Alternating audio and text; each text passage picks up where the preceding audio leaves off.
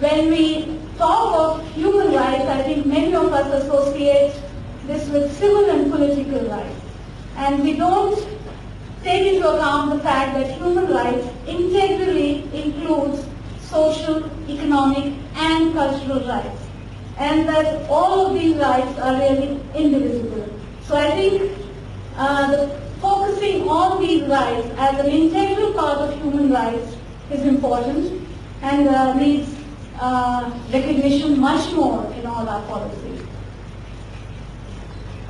My presentation is basically drawing extensively and heavily on some of the past work of ICSL, particularly on some recent workshops organized in Asia last year, in Latin America in 2005 and 2008, and in Eastern and Southern Africa in 2006-2008, where the issues related to rights for small-scale fisheries and responsibilities were explored in great detail by participants from countries across Asia, Africa, Latin America, representing their communities, representing their organizations.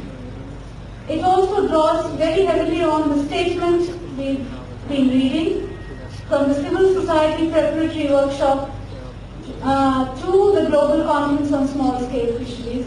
We heard that we've not had enough chance to present the statement, and we are all hoping that there is more space given later during this conference to actually present the statement in greater detail, to discuss some of the issues arising out of it, because it does represent the perspective that we developed by consensus, which is important to share so that it is understood what are the concerns that are important for small-scale fishing communities.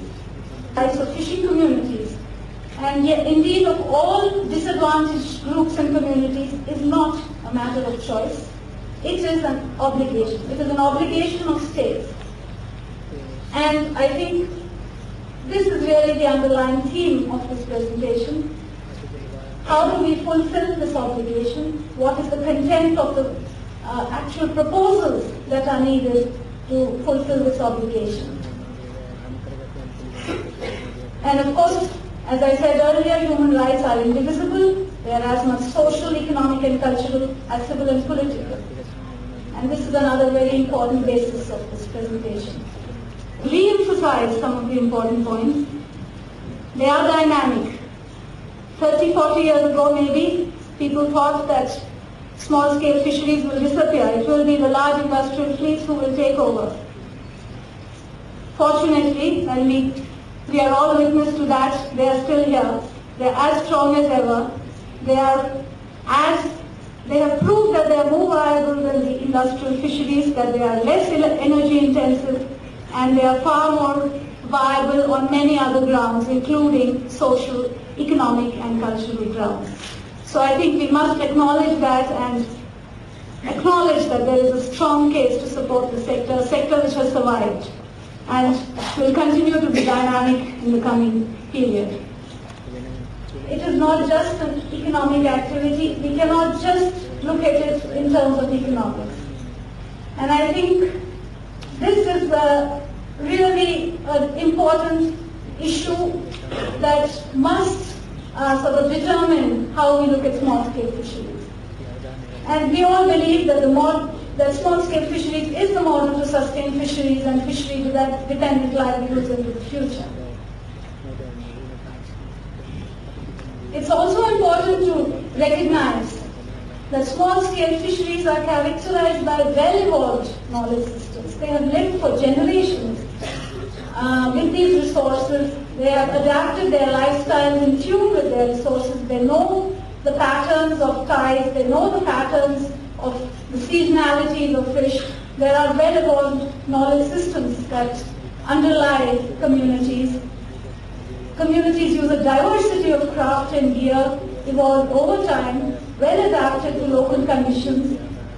And I think many scientists have found that really some of the designs of all these craft and gear cannot be substituted easily because they are well tuned to their local environment, they are selective, they are seasonal, and they are most effective in that context. They are also characterized by systems of internal governance, and we see that in many parts of the world. Well-developed social institutions, systems of tenure. Very often this whole perception of open access is quite wrong, because local communities do have perceptions of rights, of where they can fish, of who can fish where, at what time of the year. So I think before sort of jumping on conclusions about open access of fishing resources, it is very important to understand what actually is there and to start from that, and what actually has threatened what was there, and what can be done to actually revise some of these systems in ways that are consistent with modern fisheries management. And I think another important point is this whole issue of communitarian values. There are specific social values which characterize many fishing communities. We've heard also that many of these values may not be very fair or just to certain social groups, such as women sometimes. But nevertheless, I think the broader picture does tell us that many of these value systems are extremely supportive of each other. They can be used. They are extremely progressive, and to the extent possible, they have to be restored. In the UN Charter, the United Nations Declaration on Human Rights, the Convention on Economic, Social and Cultural Rights, the Convention on Civil and Political Rights, the Declaration on Rights to Development, the Convention on the Elimination of Discrimination Against Women, and so on. So we do have a very strong legal framework to support human rights. And taken together, really these instruments reflect an international consensus on a legal framework of entitlements and obligations to achieve human rights. And I think they give us a widely endorsed vision of what development should strive to achieve.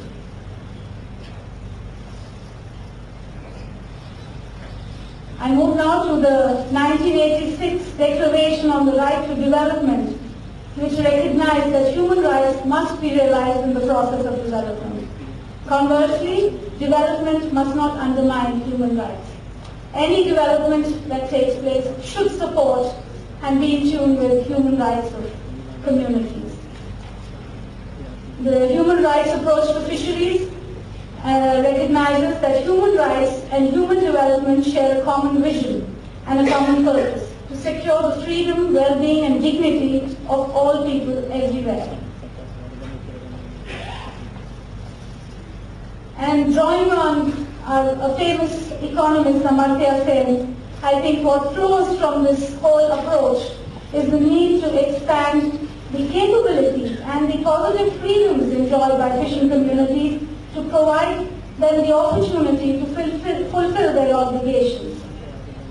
And this means, in very concrete terms, removing the obstacles such as illiteracy, ill health, lack of access to resources, or lack of civil and political freedoms that prevent people from doing what they want to do. And I think this is the task before us. How can we expand the capabilities and the positive freedoms enjoyed by fishing communities to enable them to fulfill their potential? And I think there is a strong case for a human rights approach to fisheries. It provides a stronger basis for citizens to make claims on their states, because our states are all party to this international legal framework on human rights, and indeed there is an obligation of states to observe and to recognize and to build on the human rights. It recognizes that everyone, including disadvantaged groups, have legally mandated and recognized rights, and the basis to claim them not as charity but as rights. And again I come back to the statement yesterday. Fishing communities would not like to be considered as poor. There is a dignity there, there is an identity there. And it is important that they be seen as rights holders, that they have a claim to their rights, not as charity, but as a right. And I think this is important to underline. A human rights approach to fisheries also creates the basis for individual and collective action, because the recognition that people have rights is empowering. And I think implicitly or explicitly, many of the fish worker groups and organizations today use a human rights approach. They recognize their rights, they demand their rights from states as rights holders. And I think that has in many cases led to very concrete outcomes. It has led to states responding to these demands to meet basic human rights. It has led to legislation which protects small-scale fisheries, in some cases at least. And I think this is an empowering process which must be built on. So what is necessary? And I think these are really, really fundamental issues. The need to strengthen the capacity of rights holders, fishing communities in this case, to be aware of and to claim and exercise their rights, and duty bearers, states, multilateral groups, etc., to fulfill their human rights obligations. This issue of capacity building is extremely vital. People must know about their rights. There's enough which is written out there, but people must understand their rights. They must be empowered to claim their rights. They must be empowered to seek accountability from their states. And I think the need to focus on critical but politically and socially disadvantaged groups within fishing communities is essential to enhance their participation, power and influence. And here maybe specific attention is needed to secure the rights of women in fishing communities, of indigenous people, and similarly disadvantaged, politically and socially disadvantaged groups. I'm just going to now, I think the task really as we saw it was to flesh out then what is a human rights approach to fisheries. What is the actual content? What are the concrete proposals that will give effect to a human rights approach in fisheries? We've seen that there are attempts to develop a human rights approach to agriculture, for example. What in fisheries terms would it mean? And I think we've looked at, as I said, some of the statements from all our previous workshops. We've looked at some of the earlier processes just prior to this workshop. And I think there is a clear consensus which emerges. What is the content of a human rights approach to fisheries?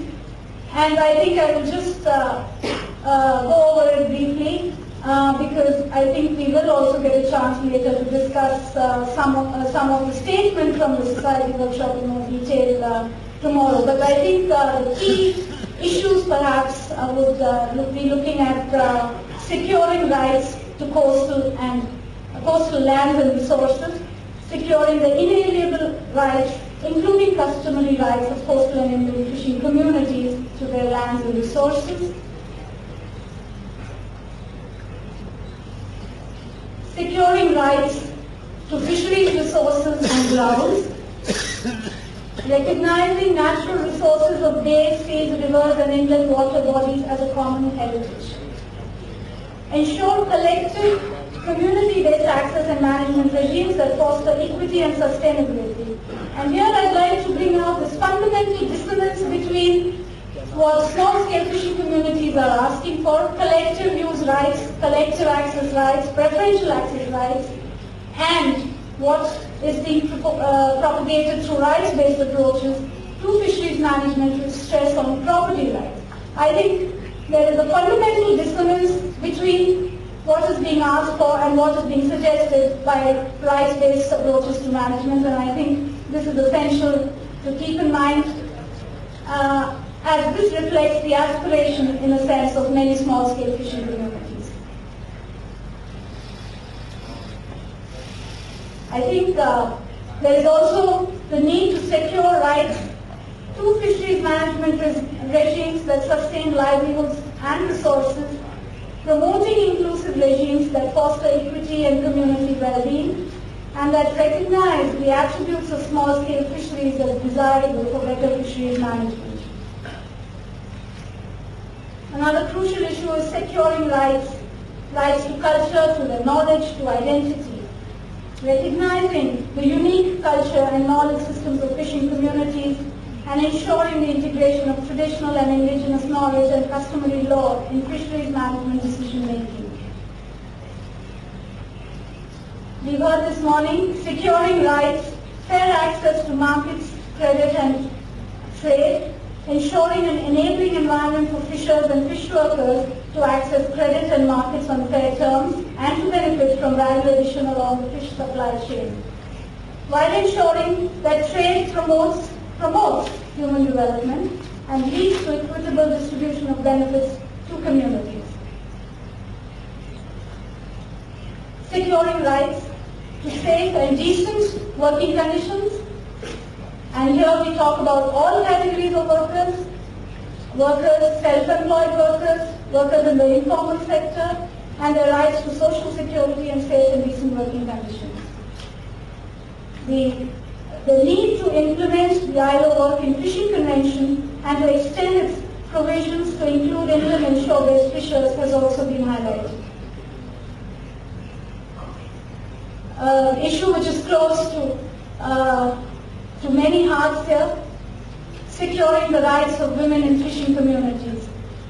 Specific measures to address, strengthen and protect women's rights to participate fully in all aspects of fisheries and protecting access of women or fishing communities to their lands and to fish resources for processing, trading and food. Securing rights to basic services and to decent quality of life, including to provision of basic services such as safe drinking water, education, sanitation, health, and HIV prevention and treatment services. And I think fundamental to all this, of course, is securing participation in decision making, in governance, in all aspects concerning fishing communities, in all aspects of fisheries and coastal management decision making, ensuring their free, prior and informed consent for any intervention that may affect life and livelihoods. So then, I'd like to end by looking at what there is the way forward. I think we already have a very clear set of proposals which give content to what is a human rights approach in fisheries. I think this needs to be further developed with participation of fishing communities and not only developed, adopted and implemented in very clear-cut ways. And I think we must recognize the indivisibility of the contents of this content. We cannot look at securing fishing rights apart from securing rights in decision making or rights to safe and decent working conditions. We have to look at them in an integral way as indivisible. It requires, of course, commitment and action from a wide range of actors and particularly from our governments and multilateral organizations. What is the role of fisheries agencies? Many times we've heard, oh, this is human rights, but it's not the role of fisheries agencies. But I think fisheries agencies also have the obligation of evaluating their own actions using the human rights yardstick. For example, we've heard in many cases where communities claim that the introduction of individual transferable quotas are violating the human rights of community, that there have been several cases around that. I think there is an obligation to look at all measures taken from a human rights perspective. And I think fisheries agencies have the obligation of adopting such a perspective.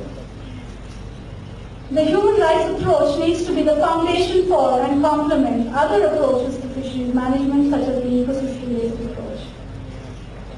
And fisheries agencies also need to coordinate with other relevant departments to seek improvement in the quality of life of fishing communities, as really they know best what is the situation. So there is an obligation there. There is a need to set up institutional coordination mechanisms. But I think this is something we all would like to collectively move forward with.